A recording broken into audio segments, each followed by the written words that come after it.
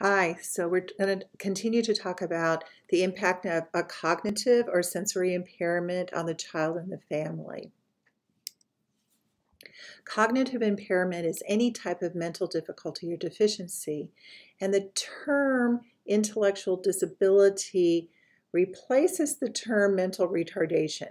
In fact, this is a federal statute that anyone who receives federal monies, which would include Medicaid, Medicare, cannot use the term mental retardation. They have to use intellectual disability. For someone to qualify to have that diagnosis, they must demonstrate a functional impairment in at least 2 of the 10 different adaptive skills areas, and they must have deficits in 1 or more adaptive domain. When we look at functional impairments, they need to have at least 2 of these 10.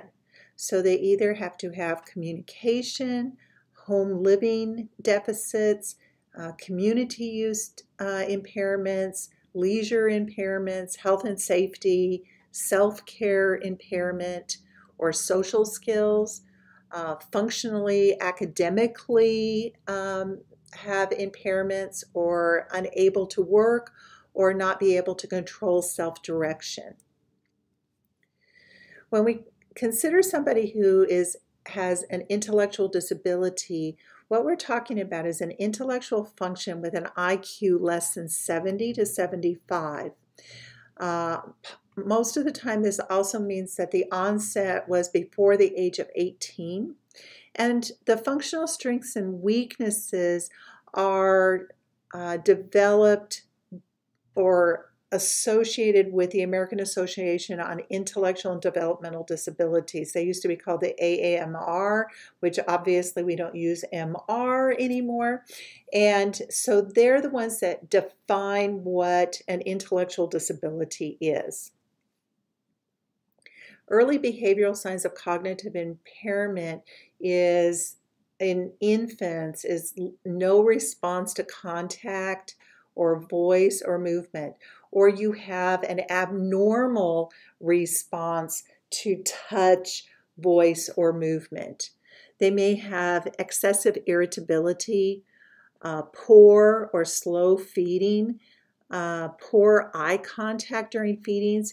If you think about it, infants' visual air range is approximately the range from your elbow to the mother's face. So that's when you get that bonding and that eye-to-eye contact that mothers make with their children. And so without that eye contact with the mother, bonding is very poor as well. And then we have diminished spontaneous activity. They just seem to lay in the bed and do nothing. Some of the causes of cognitive impairment include intrauterine infection or intoxication. So if mom is doing drugs or mom is drinking excessively, this may cause cognitive impairment. And of course, when we have an intrauterine infection, we have all of the inflammatory processes going on in an infant who is in a rapidly growing stage. And especially the brain is rapidly growing and the nervous system is rapidly growing. And so these intrauterine infections have a tendency to really affect the brain. If there's trauma during the prenatal, the perinatal, or the postnatal period of time. And so some of the things that we might talk about is difficult births, or preterm births, or problems initially after the birth. Maybe the baby didn't start breathing and had to be coded. Maybe there was meconium aspiration syndrome so that they weren't oxygenating as well as they should. If they aren't oxygenating their body, they're not oxygenating their brain. And prenatally, it can be an effect of medications that mom's taking or drugs that mom's taking. For instance, things like cocaine will cause decreased blood flow to the placenta. Well, if there's decreased blood flow to the placenta, then there's going to be decreased oxygenated blood returned to that infant. If there's metabolic or endocrine disorders, and especially if we aren't taking care of those after the baby's born. So when we do those newborn metabolic screens and we discover, for instance, that they may have phenylketonuria, if we aren't adjusting the feeding to the low phenylalanine formulas, then there's going to be continued damage to the nervous system from the toxins that are building up in the body because of the proteins not being broken down the way they should be. And so that's where we start seeing abnormalities. Or endocrine wise, if they have hypothyroidism, they're not getting adequate metabolism and calcium and glucose to the brain as they should. If we see inadequate nutrition, you don't feed a growing individual, you don't have adequate brain growth.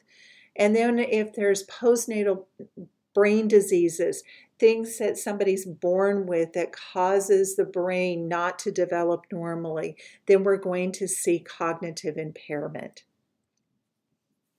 Some of the other causes of cognitive impairment can include chromosomal anomalies, prematurity, low birth weight, and postmaturity.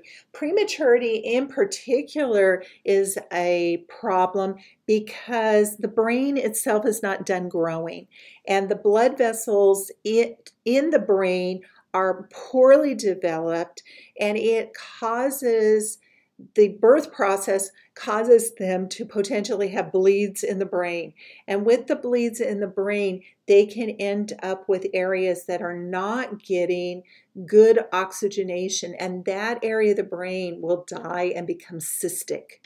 And so that's something that we watch very closely in premature babies after they're born. We do head ultrasounds to monitor for bleeding in the brain so that we can somewhat guess who's going to have problems, who's not going to have problems later on. Low birth weight infants in particular have problems because they normally have not gotten good nutrition in utero. And so without the good nutrition in utero, not only has the body not grown, but the head has not grown either.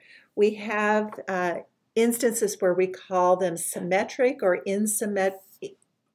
non-symmetric intrauterine growth retardation. And what that means is that with the ones that are not symmetric, the head tends to stay big, even though the body is very small. And so it spares the brain. But if we get to the point where the baby looks symmetric and the head looks appropriate for this small body size, it means that the brain has taken a hit as well, and it hasn't had the nutrition that it needed to give this child a good chance. With post-maturity, we look at whether or not there's been good oxygenation to the brain, whether they may have had strokes, because often as the placenta over matures, it does not provide good oxygenation to the baby. When we look at environmental influences, we look at for instance, is there lead in the environment? Is there pollution in the air that's going to affect this child's brain growth, their oxygenation? And then any unknown prenatal influences, of course, they're unknowns. All we know is the kid didn't turn out quite right. And then psychiatric disorders with onset in childhood will affect the cognitive impairment of that child as well. When we look at the classifications of IQ, educatable intellectual disability or mild intellectual disability is an IQ still sitting at 50 to 75. A trainable or moderate intellectual disability is with an IQ of 35 to 55. Severe disability is 20 to 40, and profound intellectual disability is an IQ less than 20 to 25. The primary prevention of cognitive impairment is to give good support for preterm and high-risk infants. If we can do early intervention with these kids that potentially are going to have problems, we may be able to salvage and make new pathways in the brain for them to be able to learn. Getting rubella immunization before moms get pregnant. That's an important thing because if mom develops rubella while she's pregnant, it affects the growing brain. Getting genetic counseling so that families make intelligent choices as far as whether they want to have children if there's a high risk of them having a child that's going to be intellectually impaired. And also maternal counseling about use of folic acid supplements. Folic acid is extremely important in the development of the nervous system. And not only does it help to the developing brain, but it also helps to prevent spina bifida, which is also related to the nervous system. Also, we want to talk to moms about fetal alcohol syndrome, because this is definitely a preventable cognitive impairment. If moms don't drink during their pregnancy, then their child isn't going to get fetal alcohol syndrome. And it's such an easy fix for them just not to drink. But yet, there's still mothers that are out there drinking wine during their pregnancy, going, oh, a glass of wine isn't good, every once in a while isn't going to hurt. But we don't know how much alcohol is necessary to cause permanent impairment for this fetus. Also, education about lead exposure.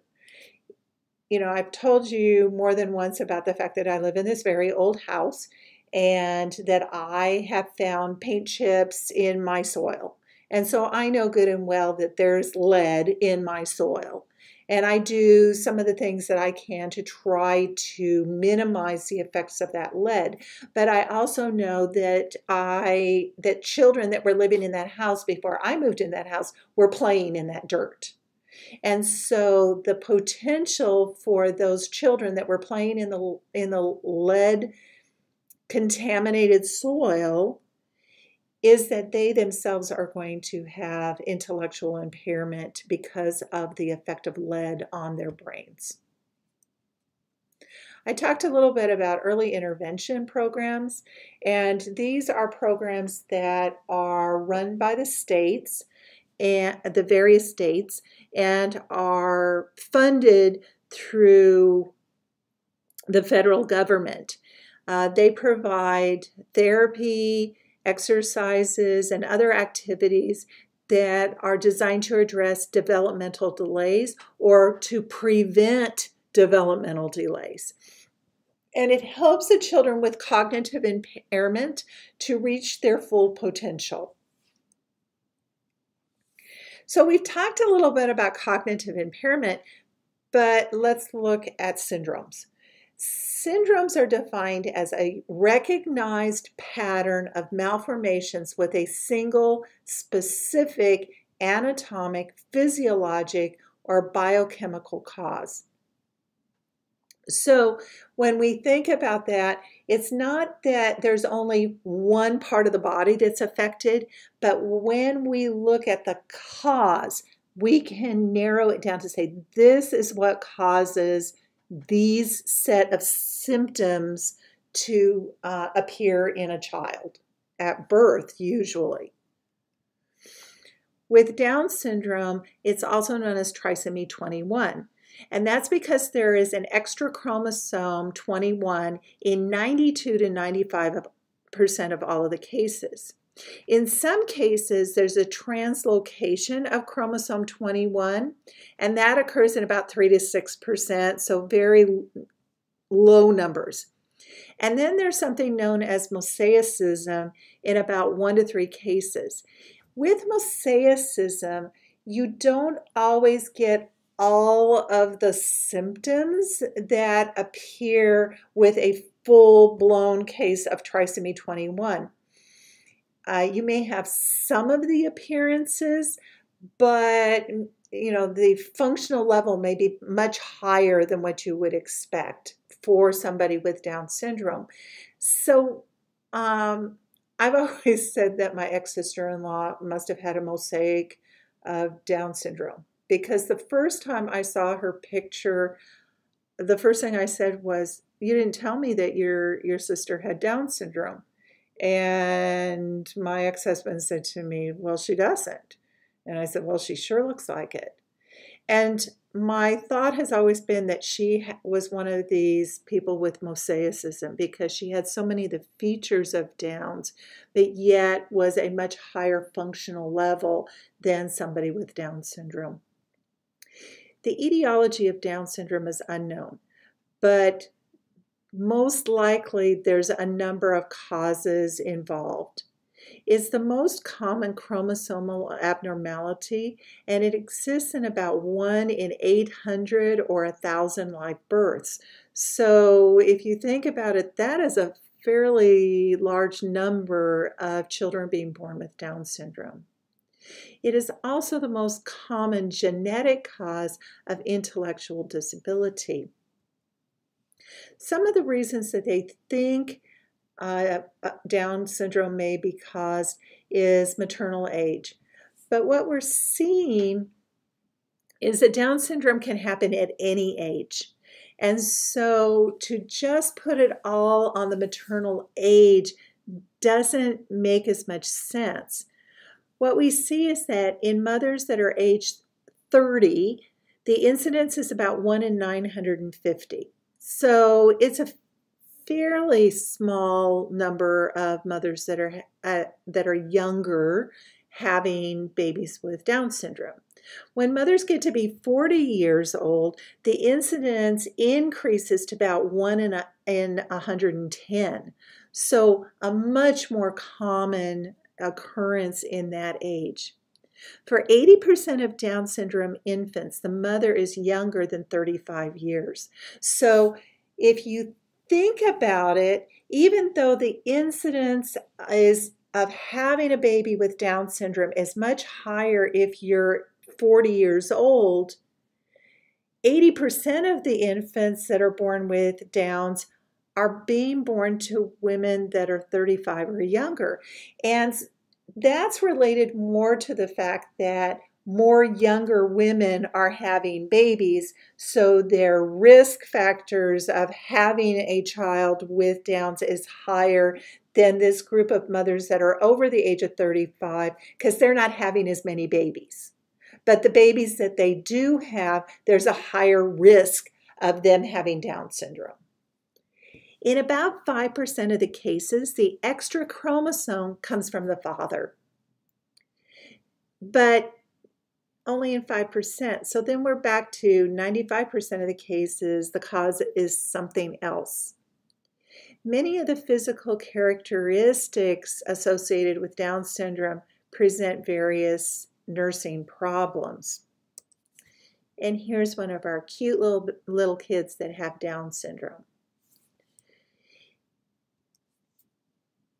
If you look back at that picture, what you'll see is that the head and the face and the musculoskeletal system is affected by Down syndrome. The head tends to be very round. The face has a little more flatness to it. The characteristics aren't quite as sharp. The eyes tend to slant down. And the musculoskeletal system, they tend to not have as high muscle tone as what a normal child. So they have decreased muscle tone. When you look at their chest is usually very wide. Their neck is usually kind of fat. Also, if you look at the back of their neck, they're noted to have a fatty area at the back of their neck. In fact, that's one of the ways that they can say that there's a risk that this baby is going to be a Down syndrome baby when they do the initial ultrasounds during the pregnancy. If they see this increased fat area in the nuchal area, or the back of the neck. Also, their abdomen tends to be kind of flabby, and again, muscle tone is low. Their skin tends to be a little loose. Their hands are kind of fat, so are their feet. And on their hands, they have what's known as a simian crease.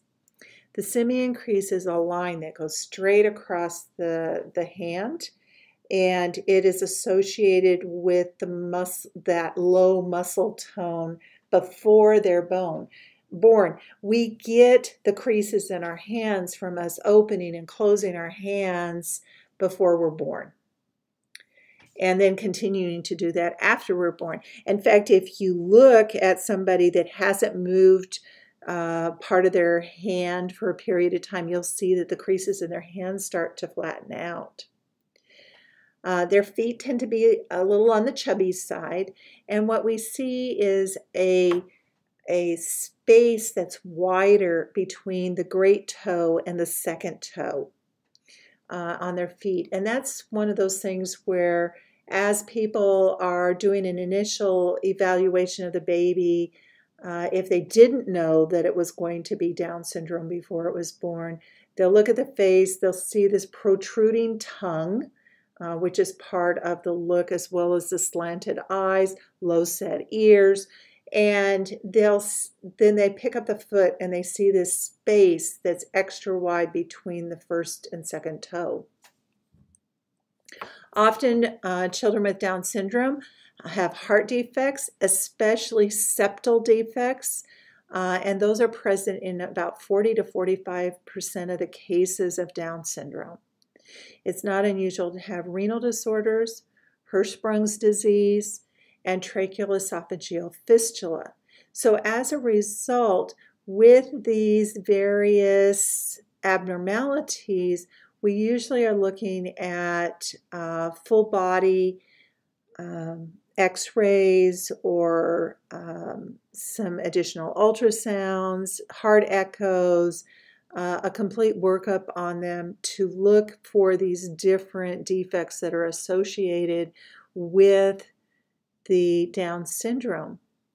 They also have an altered immune function. They don't fight disease as well as the average baby, and you already know that babies don't fight disease all that great, that their immune system tends to be not as well developed, and so these babies get sick a lot easier than the average baby does. There may be skeletal defects that are related to joint instability, and they may need help with that. So we look at a question. A nurse is assessing a neonate who was born an hour ago to healthy Caucasian parents in their early 40s. Which of the following findings would be most suggestive of Down syndrome? Hypertonia, inner epicanthal folds, low set ears, or long, thin fingers and toes? Well, what we know is they don't have long fingers and toes. They have short, fat ones. They are not hypertonic. They're hypotonic. They do have inner epicanthal folds, and they do have low set ears. But what you're most likely to notice and be most suggestive of Down syndrome is the inner epicantral folds. And I'm going to click us back to that picture real quick because I want to make sure that you're seeing these epicantral folds. So if you look at this little one, if you look at the inner area of the eye, the skin kind of folds over the inner canthus of the eye. And that's what they're talking about when they're talking about epicantral folds.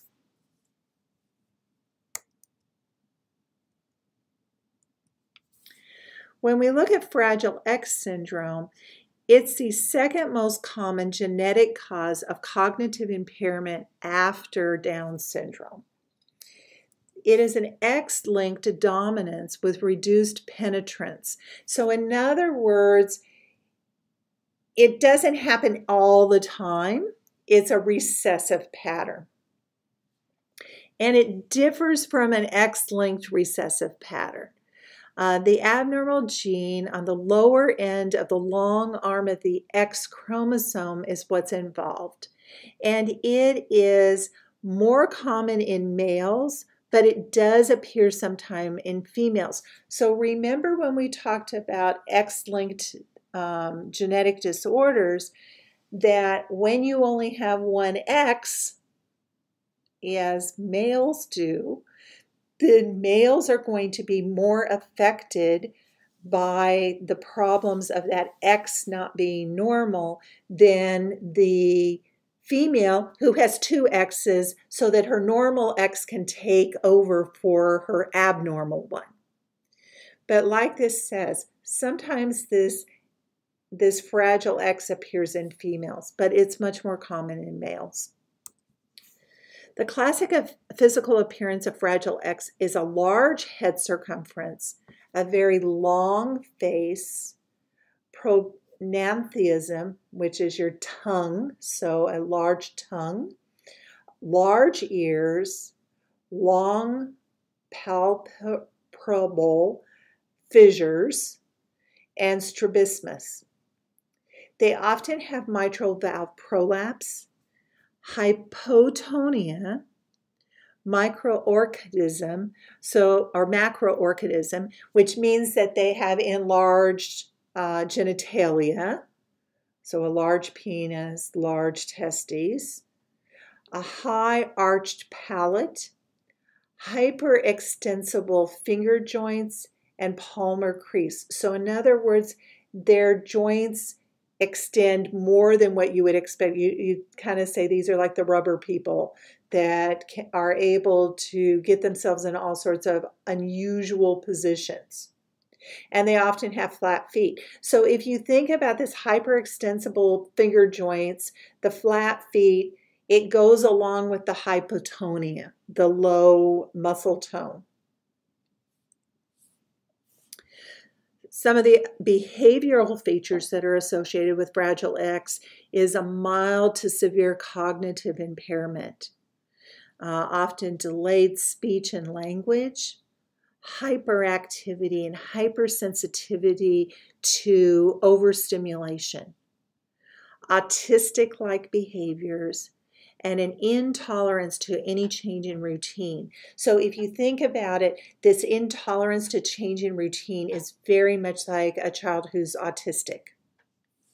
They like things very routine, day after day. They function well that way. And so does this Fragile X syndrome child. There is some therapeutic management for Fragile X syndrome. The serotonin agents do help to control the behavior. Stimulants, like what we use for ADHD, are able to help with the hyperactivity that they tend to have, because it is similar in cause to the attention deficit hyperactivity disorder. Protein replacement and gene therapy options are being investigated, but are still in the investigational stages. And definitely, like any other one of these syndromes, referral to an early intervention program is going to help them to have higher functioning. When we look at genetic evaluation and counseling, there are a lot of psychological aspects to genetic disease. So we have to look at not only the child, but what's been going on in his family for generations. There's a number of types of genetic testing. There's chromosome analysis, which, if we're looking at Fragile X or Down syndrome, that's the first place that we're going to go to. If we're not really sure what's causing this unusual looking child, we often call them FLKs or funny looking kids, we can do a fluorescence in situ hybridization or a FISH study to look at their DNA. We can look at direct DNA determination or indirect DNA linkage studies. And obviously, we want to look at biochemical analysis of the blood, the skin, the amniotic fluid, muscle biopsy, or urine and stool to make sure that we're not saying that it's one thing when maybe it's a different problem altogether. Maybe it's an endocrine disorder and we're just missing that. So moving on to hearing impairment, since we're talking about sensory problems as well with this, hearing impairment can range from slight to profound. The slight to moderately severe hearing loss means that there's residual hearing that's sufficient to process linguistic information through the use of a hearing aid. When people have severe to profound hearing loss, the disability makes it so that you're unable to process linguistic information through a hearing aid, with or without it. So what these people tend to have is they hear that there's noise, but they can't interpret what the noises are, and that's why they don't have any linguistic information provided by it. Where the one with slightly to moderate severe hearing loss can distinguish the sounds that they're hearing and interpret them to mean that you're saying the letter A, or that you're you're crying and things like that. Some of the causes of hearing impairments can be an anatomic malformation in the ear. Low birth weight is associated with hearing impairment. Ototoxic drugs often weigh in with the low birth weight infants. Chronic ear infections. The way chronic ear infections affect hearing impairment is that every time somebody gets an ear infection, it scars the eardrum a little bit. And as it becomes scarred, it doesn't move as easily, and so then you don't hear as well. Perinatal asphyxia is actually affecting the nerves that are involved with hearing. Perinatal infections can be affecting the oxygenation at the development of the ear or the nervous system. And cerebral palsy is also associated with hearing impairments, probably because of the hypoxia that causes the cerebral palsy.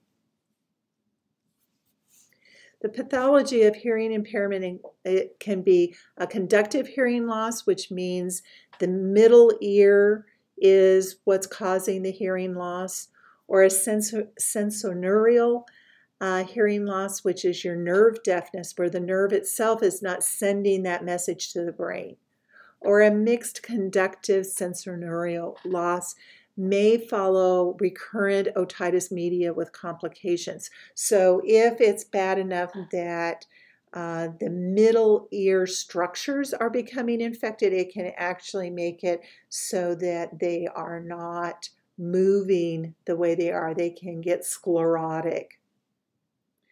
And then there's also central auditory interception, where organic means that it was something that you're born with and there's nothing that we can really do about it, versus functional, where the ear itself is not working correctly.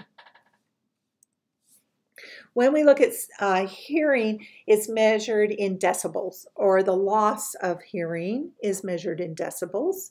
And when you go, those of you that are going for the hearing screening class, you will notice that we do the testing in decibels. And there is an allowed amount that's considered still normal, and then the loss that if you can't hear these sounds, then you've not passed the hearing threshold, and you're not going to be able to hear well enough to do well in school. The other thing that happens with hearing loss, especially in infancy, is it affects the child's ability to speak.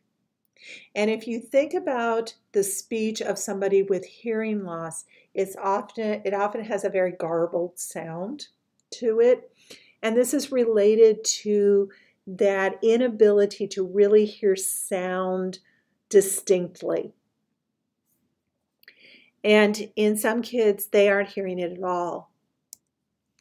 When we look at therapeutic management of hearing impairment, there's medical or surgical interventions.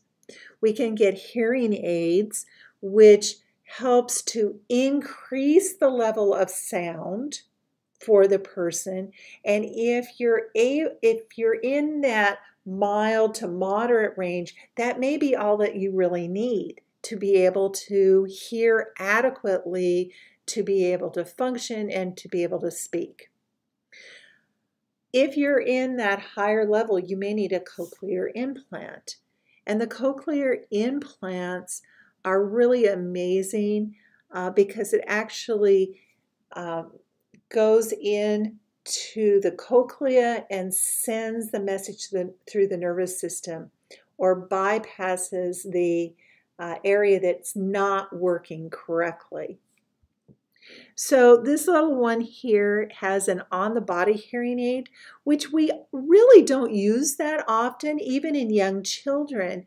Usually the behind-the-ear hearing aids are what children start out with initially because, again, we worry about things like aspiration. And then as they get older, they get the in-the-canal hearing aids. Some of the manifestations of hearing impairment in infancy include a lack of startle reflex. So you hear the loud noise, but the baby doesn't respond. They just lay there as though nothing has happened. You ring a bell next to them. There's no movement to see where the sound came from. In some cases, they still babble, even though they're not hearing themselves babble. But if that babbling stops by the age of 7 months, that's another red flag for the potential of them not hearing. The other thing is they tend to be indifferent to sound in general. So a lot of babies, they hear dogs barking or other noises and they cry, and they're aware of these sounds. They turn their heads towards them. But a baby with hearing impairment does not respond to sound. They don't respond with, like if mom calls their name, they don't respond to find out where that sound came from. They also have a lack of response to the spoken word. Children with profound hearing impairment are likely to be diagnosed in infancy, and when it comes to their entry in school, they may need help to be able to be successful in their schooling. They usually pick up on things like reading and stuff like that, although language in general tends to come is difficult for them to catch on to because they're not hearing the sounds that go with it. So they may learn to understand the words that are written, but it's not the same as when you already know what the word means when you hear it and you're just putting it a visual to what you normally hear. So usually they have a little more trouble catching on to things in school. It's not that they're stupid, but they just have more difficulty because they haven't been hearing those words.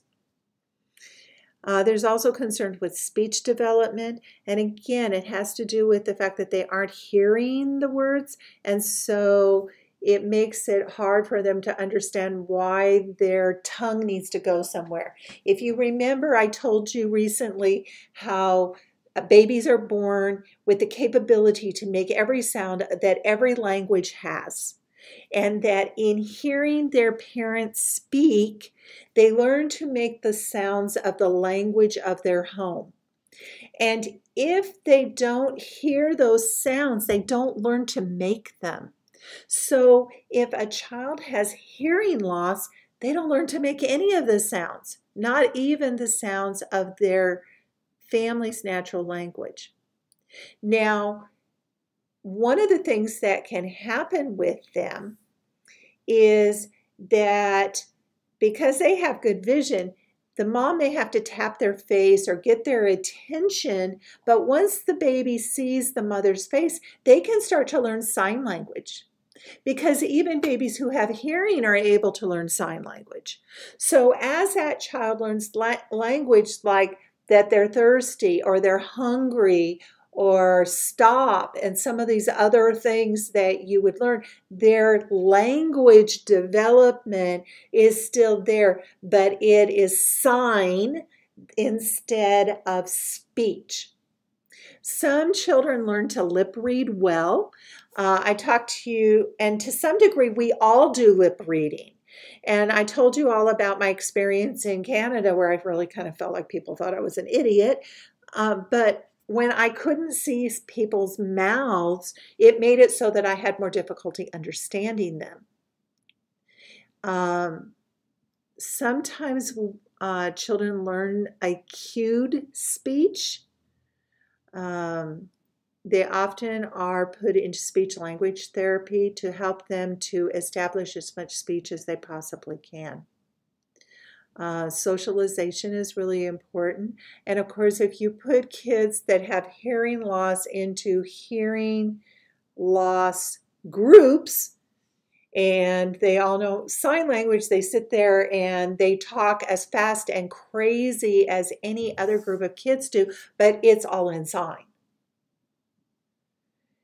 It's harder for them when they are with people that don't sign, because then they're forced to talk and forced to lip read because that's the only way that they can communicate. And in some cases, in most cases, they have additional aids as well. So as they get older and they're able to read, they have telephones that actually type out the words that are being said for them. But think about what happens when we get messages on the telephone that are computer generated for what they think they hear. Sometimes they just don't make any sense at all. And so my assumption is that sometimes that's the case for these deaf people as well, that sometimes it doesn't make sense. Now, if they have two deaf people talking, sometimes they'll sit there with a keyboard, or they may use a computer more often to communicate because the words are right there. And so it may become easier for them. When we're caring for a hearing impaired child during hospitalization, we need to reassess their understanding of any instructions that are being given. And just like a person who has a language difference, this child, this family that is hearing impaired also needs an interpreter.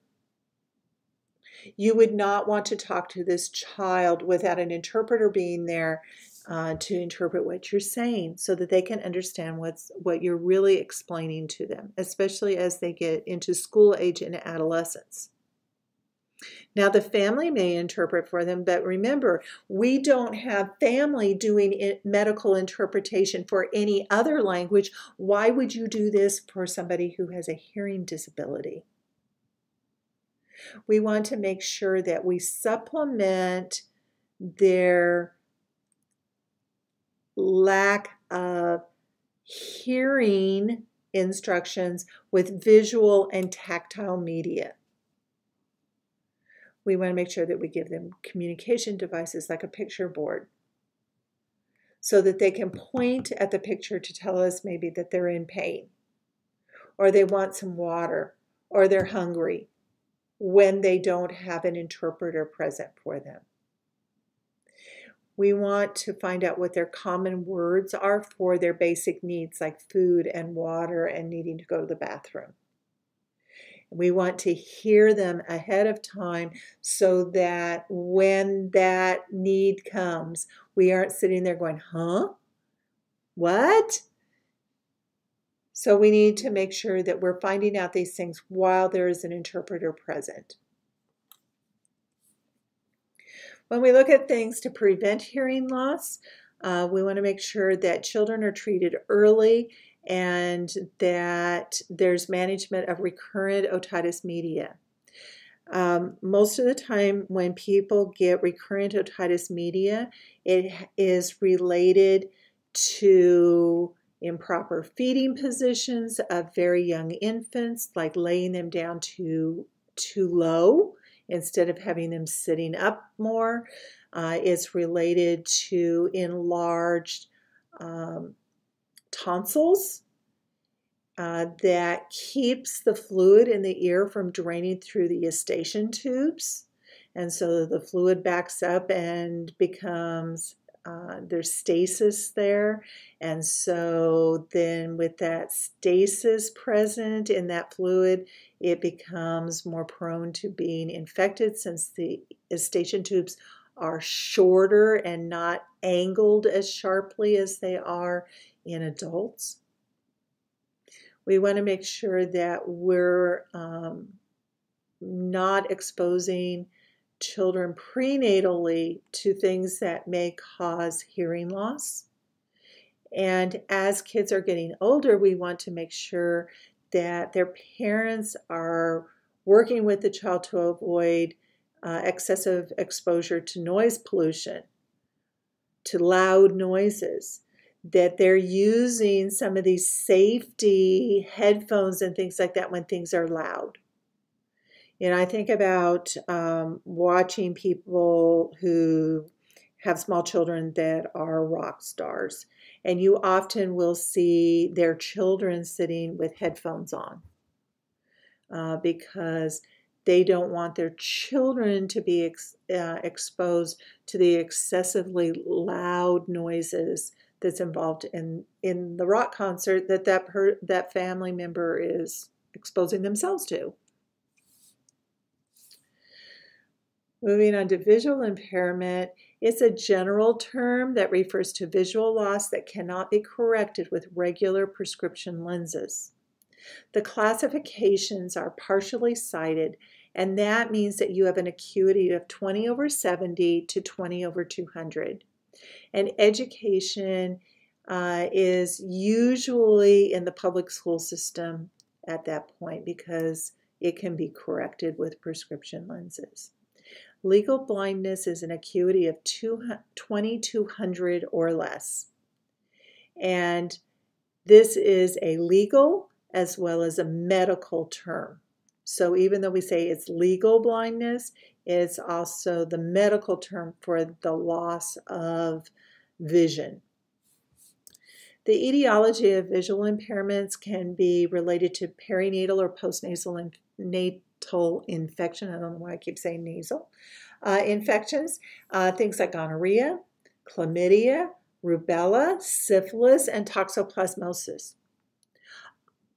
If you think about it, gonorrhea and chlamydia is why we put eye drops or eye ointment, usually erythromycin, in the eyes after a baby is born, so that they, if the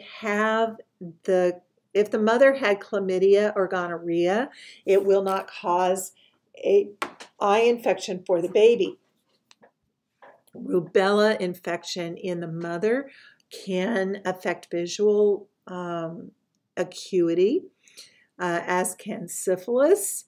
And toxoplasmosis infection is related to moms changing the cat litter during pregnancy. And so if she develops a toxoplasmosis infection during the pregnancy, it can cause a neurological change in the developing fetus that can cause blindness.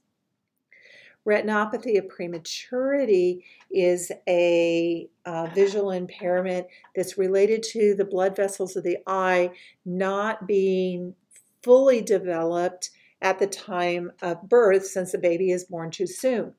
And I think we talked about this a little bit in PathoPhys.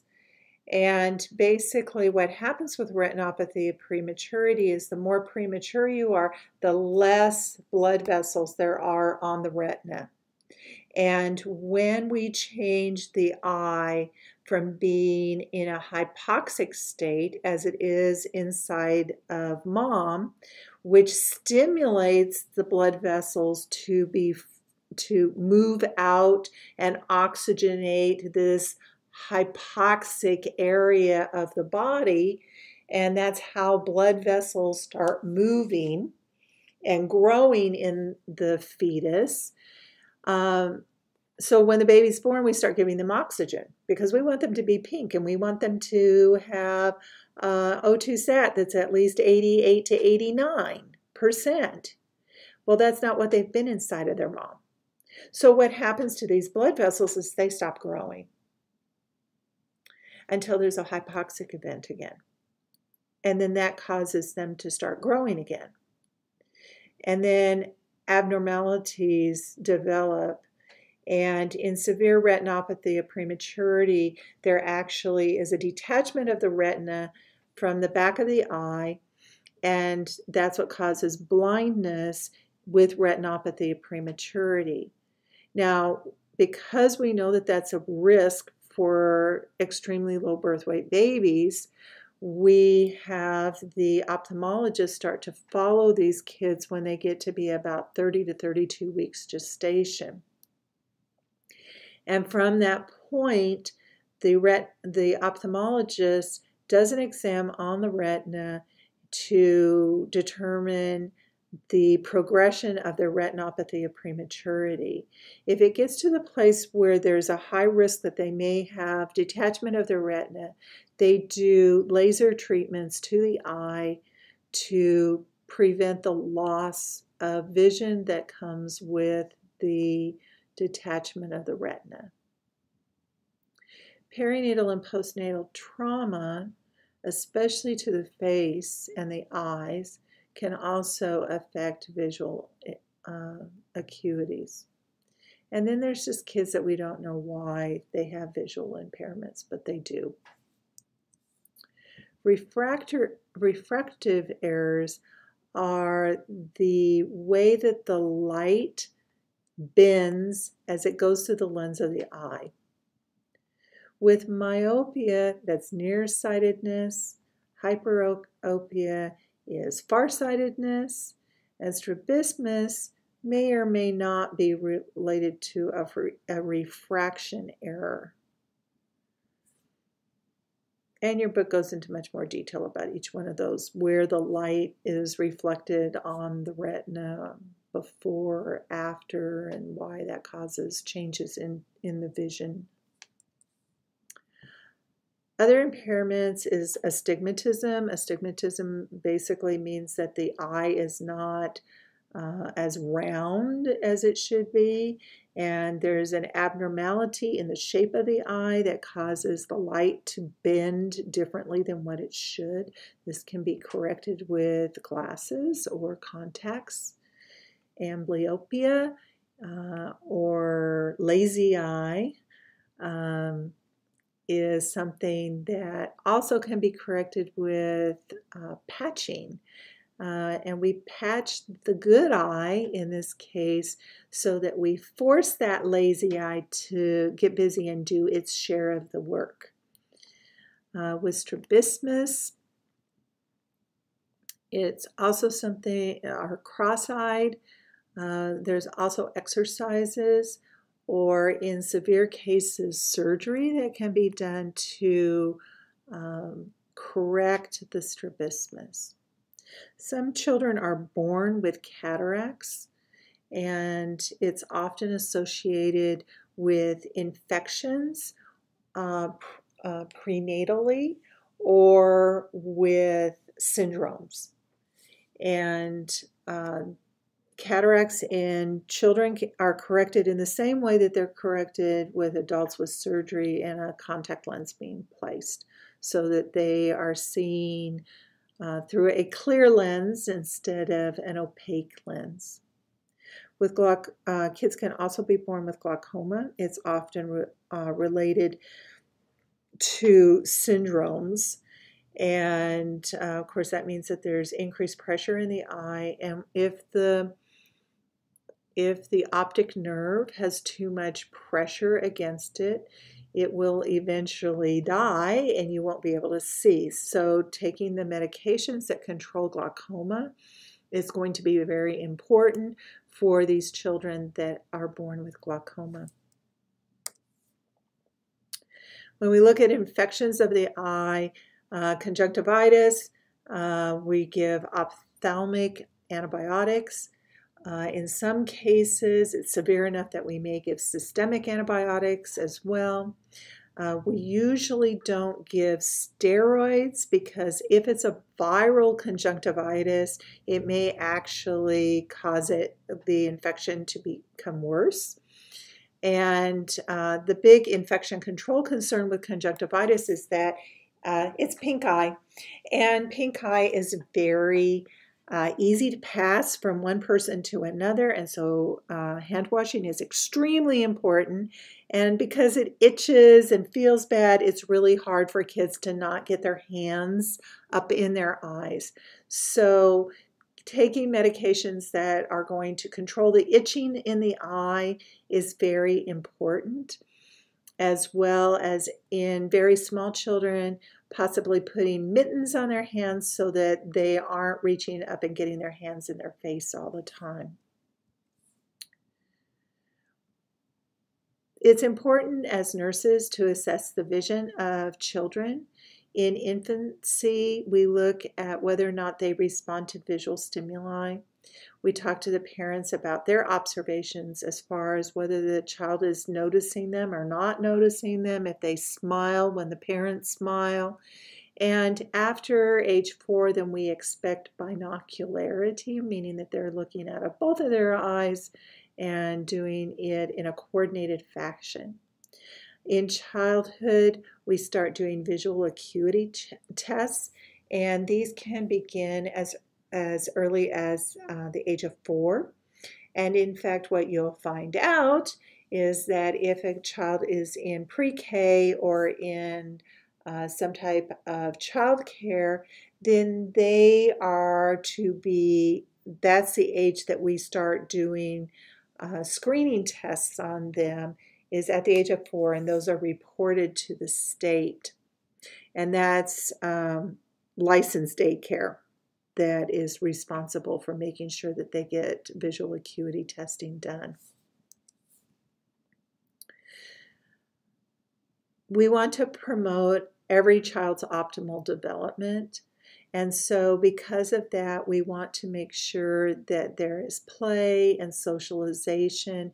And you can understand why a child that has visual impairment may not be able to socialize in the same way as a as a child who has normal vision.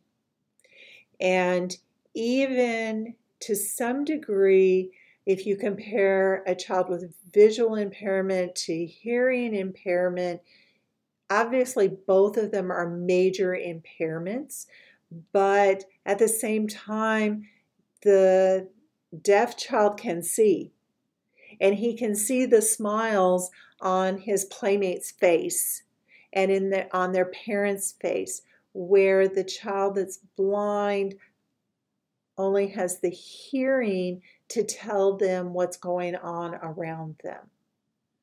It's important that the parents help to develop a sense of independence for this child, even though they're not able to see. And often parents, especially of blind children, are very overprotective because they know that this child doesn't know sometimes what's in a room. In their own house, they never change the furniture or anything like that because then the child would be lost in their own house. As far as education, there's Braille books, there's audio books, there's learning materials that are made especially for blind children. When we have a child that's visually impaired in the hospital, it's important that we prepare a safe environment for them. We want to reassure this child that everything is safe and show them how to be able to contact the nurse, that their mom is going to be there if their mom is going to be there. We want to orient them to their surroundings. So we're going to take them around the room and we're going to help them feel where everything is. Because again, we want them to be independent. And if they don't know how to get to the bathroom from their bed, even though the bathroom may only be 3 feet away, they're not going to be able to be independent. It helps this child to have consistency with their nurses. Now, when you work 12-hour shifts, it's hard to be real consistent, but yet, as much as possible, we want to make sure that this child gets the same nurses as much as we can. So there's ways that we can prevent visual impairment that includes prenatal care and the prevention of prematurity, making sure that all children have rubella immunizations because then that's going to help the pregnant women not get rubella. Also, safety counseling for the prevention of eye injuries. We want to recommend periodic vision screenings. Obviously, prenatally, it's not going to be done. We're not going to do a vision screening the way we think about screenings prenatally, but looking for things that may potentially cause visual problems later after the baby's born. With newborns through preschoolers, we're going to be looking at, do they respond appropriately? Are they squinting whenever they're seeing? We can do refractive testing on very small children, and I've got some pictures somewhere of very, very young kids with glasses on. And they're so cute with their little glasses that are held on with a little elastic behind their head so that they don't fall off. But that's what they need to be able to see the world around them. And then, like I mentioned, with preschoolers, we start doing screening if they're in licensed daycare at the age of 4, or if they're in a Head Start program, or if they're in pre-K. And then children of all school ages are screened on an every other year basis. What you'll find, those of you that are going to vision screening class, is that here in the state of Texas, kids are screened in pre-K, kindergarten, 1st grade, 3rd grade, 5th grade, and 7th grade, and then also in high school. And since we've been doing our screenings primarily in the elementary school, I'm not as familiar with the screening time periods at the high school age. If there's emergence, if the eye is injured, like if there's a foreign body in it, the foreign body is usually removed if possible, but depending on how severely embedded in the eye that it is, it may not be able to be removed. And if it has invaded into more than just the outer layer of the eye, then they must see an ophthalmologist to have that evaluated, because there may be repair that needs to be done to that eye that only an ophthalmologist knows how to do. When we look at chemicals, we want to get those washed out as soon as possible. It's why, if you remember in your chemistry class, there were these big giant faucets around in case you splashed chemicals in your eyes, and you wore eye protection in the lab so that you didn't end up with chemicals in your eyes. So if a chemical does get into the eye needs to be washed out thoroughly. And then emergency care needs to be sought to make sure that there's not additional damage to the eye.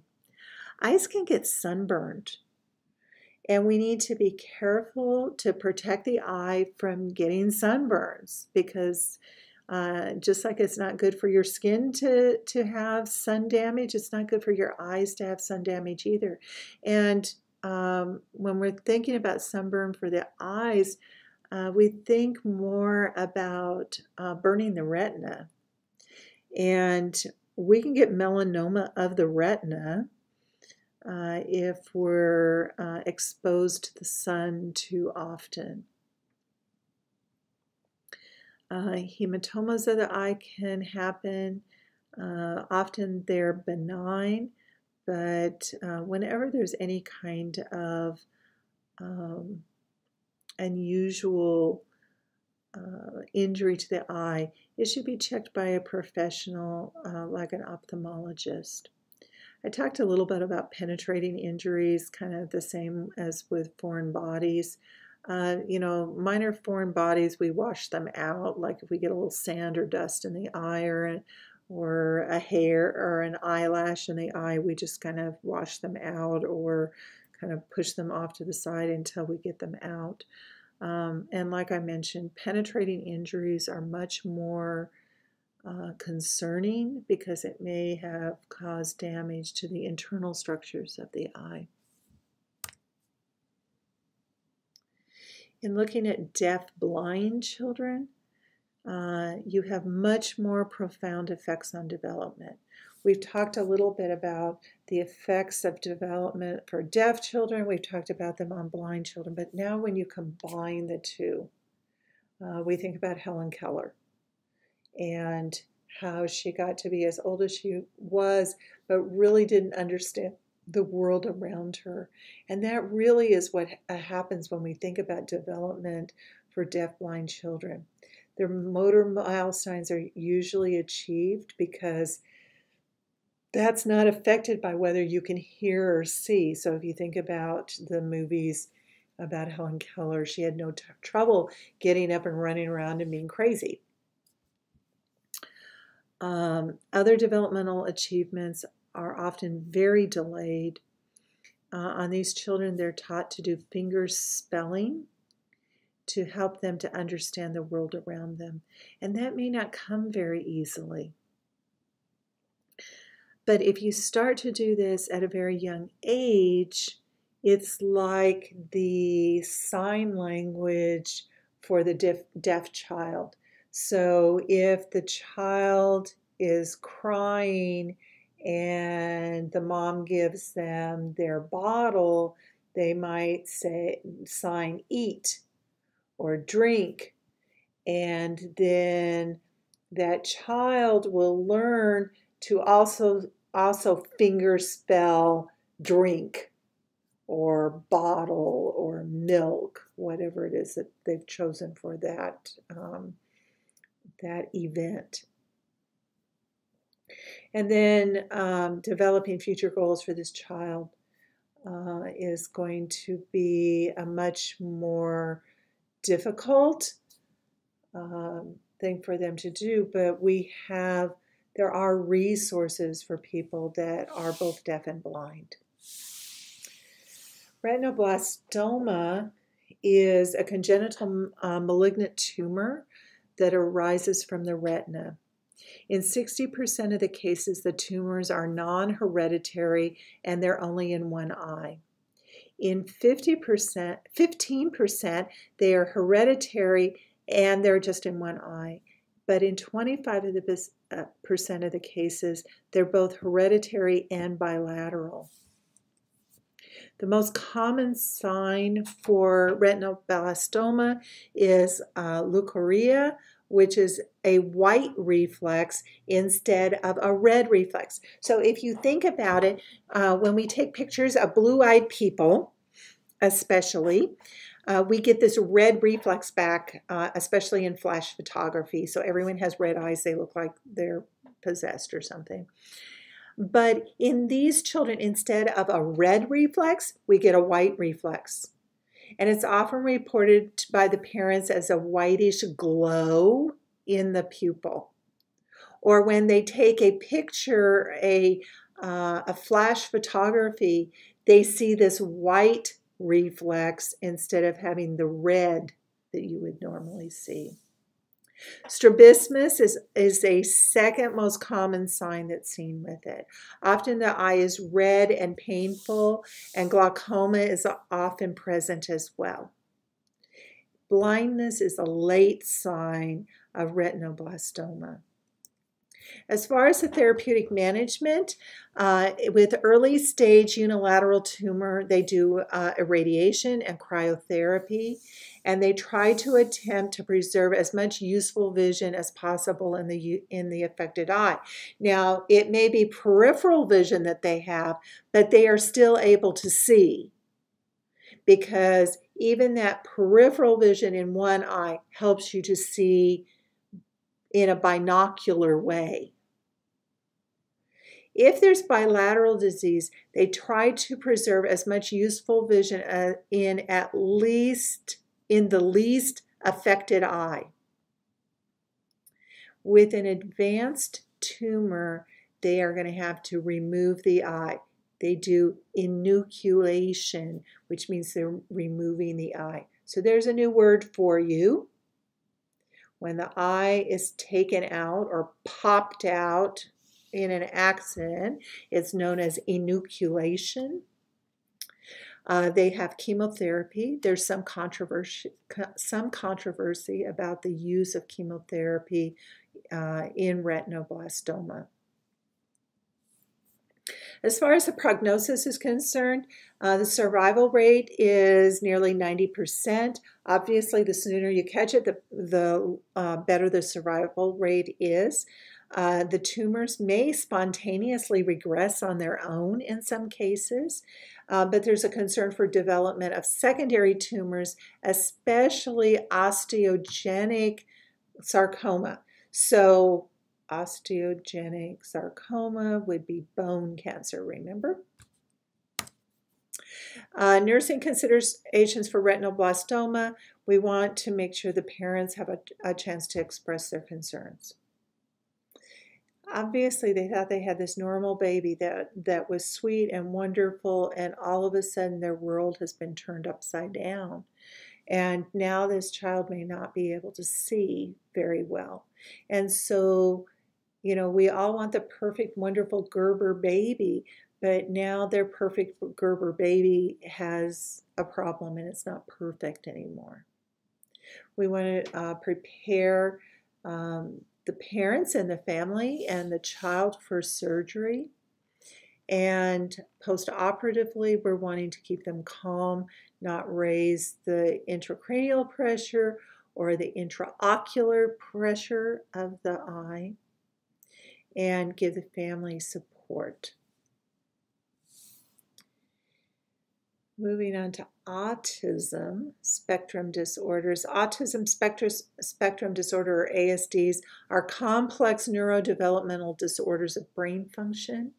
We have autistic disorder, which often can range from mild to severe, or Asperger's syndrome, which is a lesser form of autism on that continuum.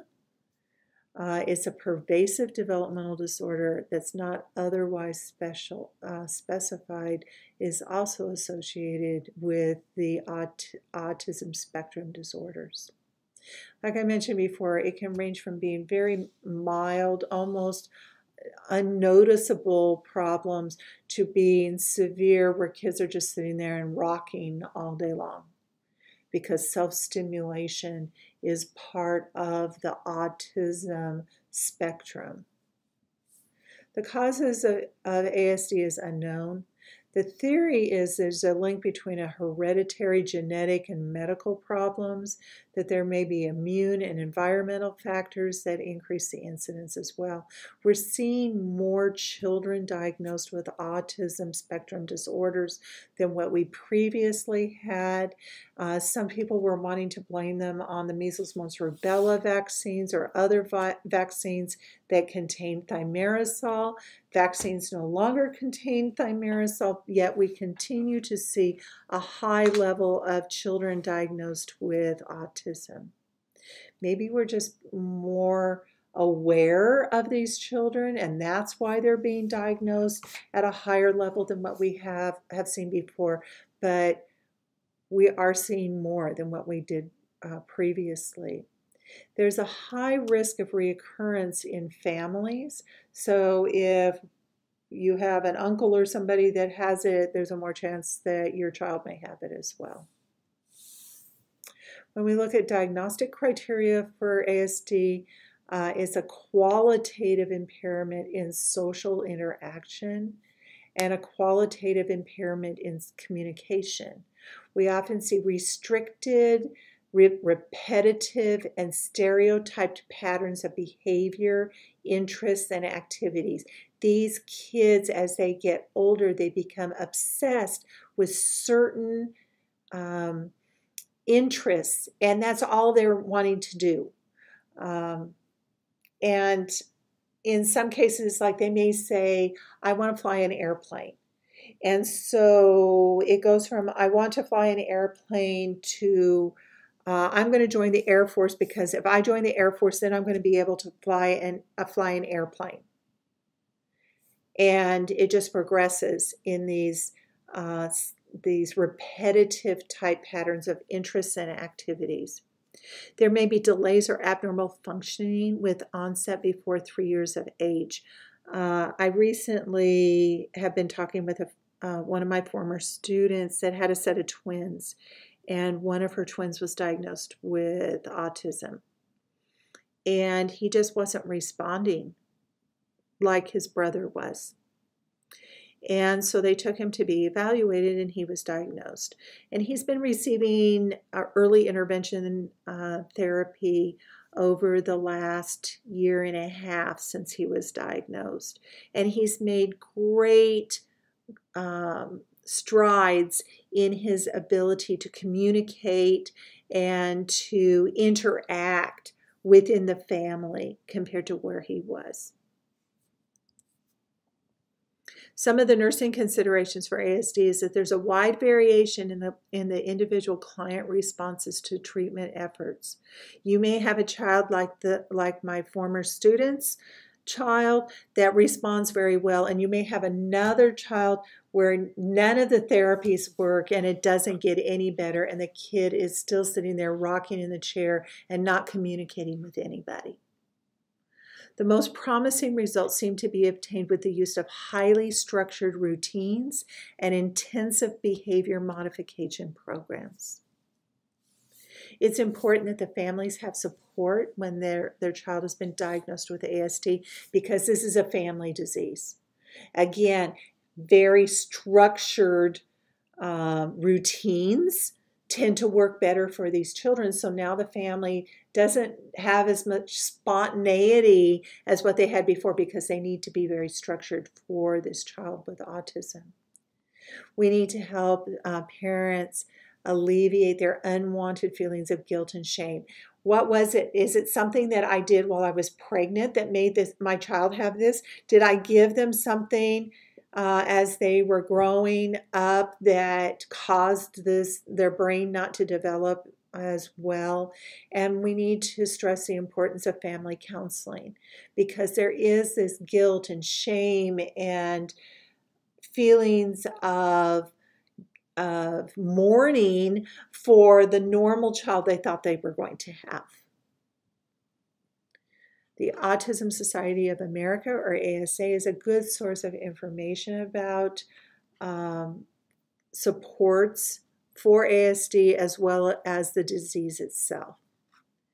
We want to encourage home care for children and assisting with long-term placements later in life, especially the ones that are farther along on this spectrum where they may be non-functional children that have not been able to be educated because of their severe ASD. And that pretty much sums up what this chapter was about. And I look forward to seeing you on Monday. Have a good weekend.